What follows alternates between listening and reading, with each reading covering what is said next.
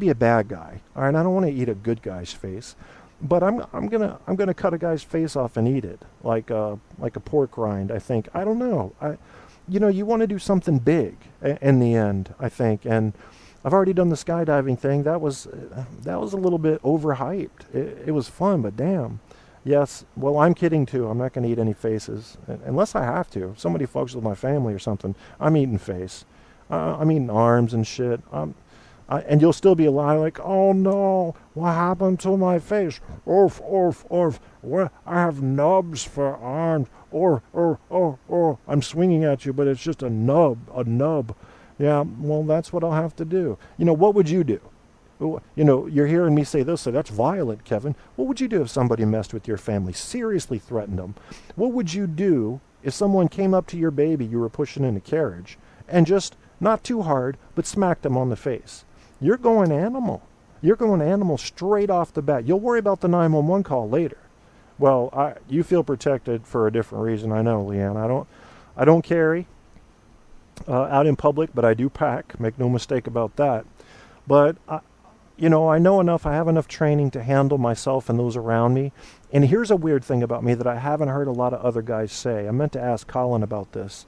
When you're in a small group of friends or even just acquaintance level friends, do you guys feel defensive of that group? In other words, if somebody comes up and directly threatens that group, are you just like, look, I'm protecting myself. I don't really know these people. I'm chilling. I become very protective of that group, and I think that must be a genetic thing. There's no education or experience in my past that made that happen. But if I'm in a small group and I feel a sudden and true threat come up to them, even if it's a cop that comes up and is fucking with them and he's not behaving well, I get really defensive over anybody that's with me. It's a strange thing. It's a pack mentality. I think my ancestors' dad traced back to the Norse Raiders, the Vikings, and I think I still got some of it, because there is nothing that replaces the enjoyment of getting on a boat and getting drunk and fucking raiding Greenland. I do it all the time. I can't stop. But Colin says, I don't like starting fights, but I love to finish them. All right, I hear you, bro. Well, we'll both be finishers, man. We'll have to alternate. Protector, yes, Mr. White, protector. Leanne probably has a natural tendency to protect. I would assume that comes along with her choice of attitude and profession.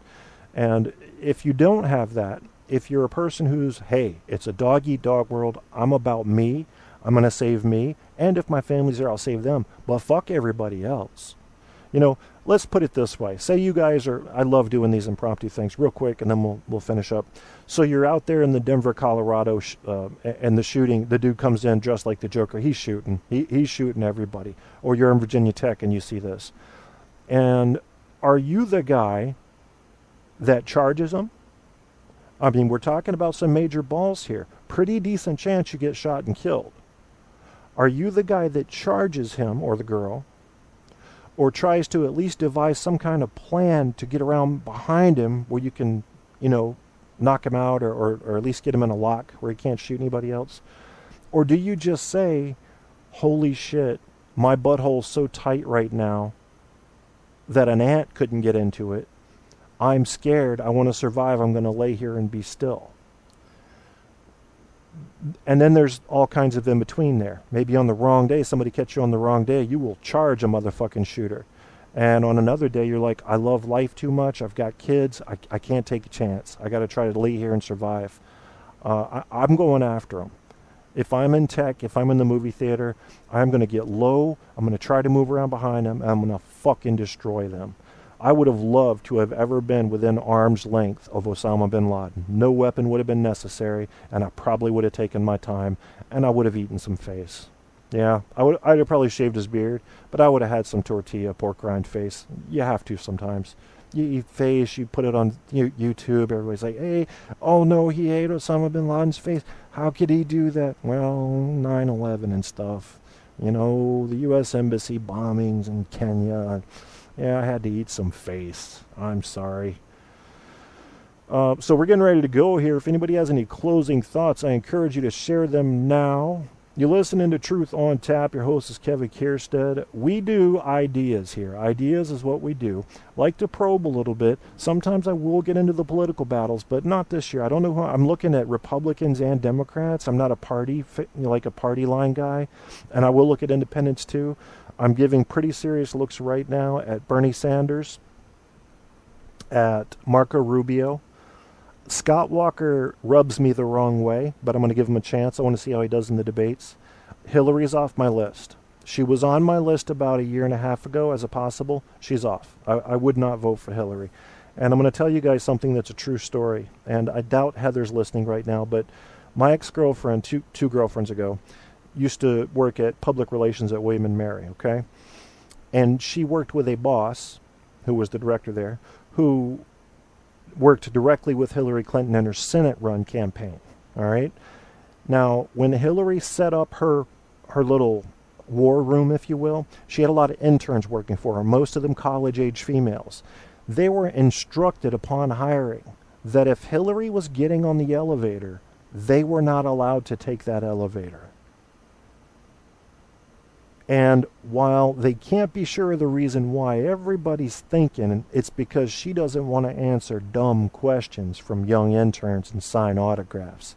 And these women, these interns, are working for her to get her elected.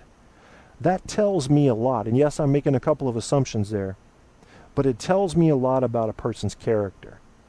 If they're not even willing to sign an autograph or answer a silly question from someone who's trying to help them get elected, I don't know how I can feel good about that person.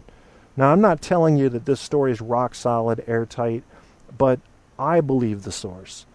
And I can't shake it. I can't just try to forget it and say, let's see how she does in the debates. Maybe she's the great candidate this year. I just can't. I got to watch the debates. I got to see who sounds smart. I got to see who handles things well. I got to watch who loses their temper too quick. I got to watch who is a little too passive and doesn't have enough spirit. I don't know if you guys are like that. You might already have your guy picked. I got to watch the whole thing. I got to watch the whole thing, and I decide usually at the last moment, and then I go vote. I vote on my conscience and my heart. And one thing I will say is I talked about Donald Trump last show. He's got a lot of support right now. People may like him. I understand he's a vivacious character. But what I can't forgive, and I can forgive most of what he's done, I can't forgive the McCain attack. Because that says something about all POWs. When you say, I like people who weren't captured. It turns war and battle into a Running Man competition, essentially, is the way I see it. That's not right. That's not how it works. But anyway, so I'm going to let that go too serious for tonight. Kev's latest reset shows what it's been called. Trevor Cody says he'll be doing a show soon. And I encourage you guys to support all of the people on Spreaker who do shows and who have a following. And give them a chance. Give them a listen. See if they have the product you're looking for. See if you enjoy yourself. And if you do, well, there you go. Then if you leave my show to go listen to their show, then I just did you a favor. I win. I have absolutely no shame in my game about that. I have literally sent people listening to my shows to other shows and said, go to that show, it's more entertaining. Because I'm going to be mumbling on about shit like this for another hour, you know?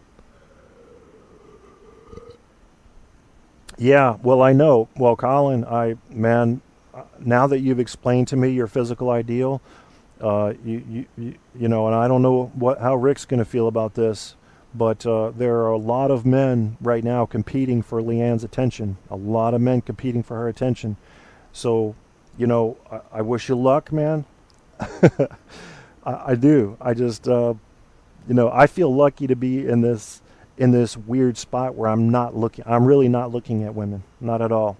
I'm not looking at men. I'm hetero. I'm sorry. I know gay is the new black, but I think that a perfect and beautiful woman with a perfect and beautiful rose-like vagina that smells like a nice country field after a spring rain is untouchable by any other physical specimen as far as beauty goes. That is beauty. That's gorgeous. I know I went too far there. I usually do. I usually step it one step over. I mean, I'm not to the Louis C.K. thing where he's talking about fucking dead kids, but I approach that and then I back down. It's a stretching exercise for freedom of speech. I do that. Yeah. Billy Badass was in here tonight. Mr. White. Wayne, what up, what up? Leanne was in here. Colin stopped by. Thank you, Colin. And let's see, we've had Rick. Trevor Cody's been in here. Desert Rose, Queen of Spreaker, I hear, has been in here. I know Andrew's still lurking. My favorite Australian, the Zodiac, the Z. The Z is up in this house, motherfuckers. You don't want to mess with him. He'll go to Thailand and hire a hitman to take you out in, like, Peru. Because that's how he be doing. Yeah, I think I got about everybody in the chat there. Looks about right. I can't scroll anymore or my finger will fall off.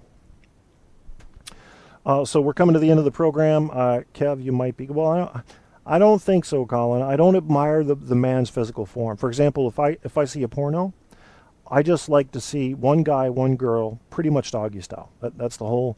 That's all. That's good enough for me. And the guy is just a placeholder for my imagination. That's me. I become that guy. I don't want that guy. I am that guy when I watch that porn. So that's... I don't know. There's something, very hardwired in the way I look at women. When it comes to sexual interaction, that's the perfect pose. And there is a perfect pose. Some of you guys know what it is, some of you don't. Oh, come on, don't make me explain it. All right, let me go ahead and tell you. So the lady is on her elbows and her hands, and her knees are touching the surface of the bed. She has about a 20-degree bend in her knees. Her feet are crossed, nice and dainty, nice and petite. The butt's poking up, but not showing too much. The arch is there, but she doesn't have it turned up like what they call a duck butt. No, that's given too much. You need a little teaser there. So you want to tuck that down. Just show me a little bit of shadow there. And look back at me and have that long hair and look into my eyes and say to me, I just had beans and I'm going to shit all over you if you try to fuck me. No, don't do that. Don't do that. That would be such a fucking turn off. I mean, can you imagine? Fucking shit spray going everywhere. Yeah. Well, I've got a solution for that you guys may or may not have heard of. Some of you guys are working the 9 to 5. You're out there on the highway. You got to poop, don't you? Sometimes we got to go, especially if we've had instant coffee or something. It's going to happen. It is going to happen. So I'm going to leave you with this thought. No music. But if you do go mobile pretty often and you travel a lot like Andrew or Colin, and sometimes you got to shit and there's no bathroom, let me encourage you to think about using this. Have you ever found yourself stuck in traffic or lost in the woods or even tied up by your ankles to a tree for reasons you couldn't quite remember? Sure, all of these things are survivable, but what about when you have to poop? Nature happens, friends, and I'd like to encourage you to consider the Bernie Mac Poop Sack today. The Bernie Mac Poop Sack inserts into the anus with a simple, painless, kazoo-like nozzle that will automatically expand to accommodate your fecal dimensions. Oh no! Are you one of those people that drops tree stumps out of your backside? Get the Bernie Mac Poop Sack shovel mount attachment and you'll never have to worry about giving birth to a small child out of your ass again. Call today and get your Bernie Mac Poop Sack. Shit happens, but when it does, why let it ruin your life?